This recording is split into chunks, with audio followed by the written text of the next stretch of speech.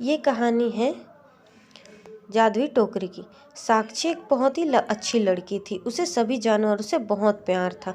वह किसी भी जानवर को किसी तकलीफ में देखती तो उसकी मदद करती। साक्षी के घर में बहुत सारी टोकरियां थी। साक्षी उन टोकरियों को बहुत सजा कर रखती थी और उसके घर में उसने कुछ जानवर पाल रखे जैसे कुत्ता, बिल्ली, खरगोश, तोता। वे उन सभी जानवरों को उन टोकरियों में रखती। साक्षी घर को सबसे छोटा चिड़ियाघर कहते थे। एक दिन साक्षी बाजार जा रही थी। रास्ते में उसे बिल्कुल छोटे से कुत्ते का बच्चा दिखाई देता है जिसकी आंखें अभी खुली नहीं होती। साक्षी जल्दी जाकर उसे उठा लेती है और कहती है, ये कितना प्यारा है, लेकिन इसकी माँ कहीं दिखाई नहीं दे रही। वह उस बच्चे की माँ को बहुत ढूंढती है लेकिन उसे वह नहीं मिलती है। वह उसे अपने घर ले जाती है लेकिन उसके पास उसके लिए कोई टोकरी नहीं होती। वह उसके लिए बाजार में बहुत सारी टोकरी देखती है लेकिन उसे कोई टोकरी पसंद नहीं आती। वह मायूस हो जाती है और घर वापस आ रही होती है। तभी उसे मंदिर के बाहर एक बहुत ही सुंदर टोकरी दिखाई देती है। साक्षी पूछती है कि बोलती है कि इतनी सुंदर टोकरी है लेकिन इसे ऐसे कौन छोड़ गया। मैं पंडित जी से पूछकर ये टोकरी घर ले जाती हूँ।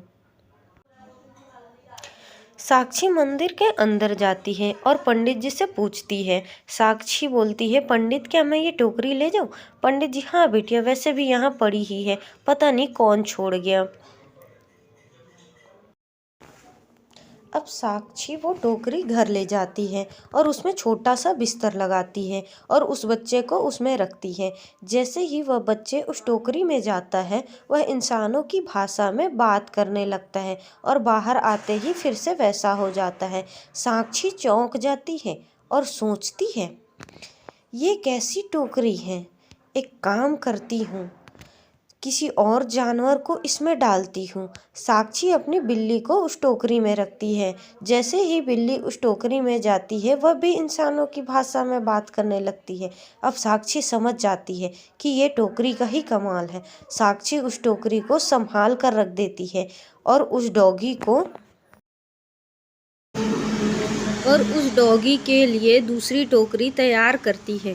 लेकिन जब भी साक्षी को किसी जानवर से बात करनी होती है साक्षी उन्हें उस टोकरी में डाल देती है। साक्षी को बहुत अच्छा लगता है जब जानवर साक्षी को जब अपने मन की बात बताते हैं।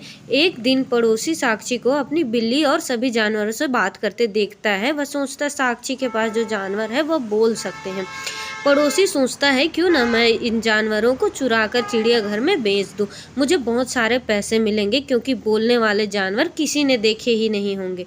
अब पड़ोसी साक्षी के जानवरों को चुराने का प्लान बना लेता है और गलती से उस दिन साक्षी उस जादुई टोकरी को जानवरों के पास ही भूल जाती है। अब जो होता है वह रात को पड़ोसी चुपके से जानवरों को चुराने के लिए आता है और जैसे ही वह जानवरों को चुराने के लिए सबसे पहले बिल्ली को हाथ लगाता है वह बिल्ली बन जाता है और उसको देखकर सारे जानवर आवाज करने लगते हैं। साक्षी भागकर वहां आती है। साक्षी बोलती है, क्या हुआ, तुम सब इतना तेज क्यों चिल्ला रहे हो? इतने में उसकी नज़र दूसरी बिल्ली पर पड़ती है और साक्षी सोचती है ये कहाँ से आई है और वह उस बिल्ली को टोकरी में बैठाती है और उसे पूछती वो कौन है।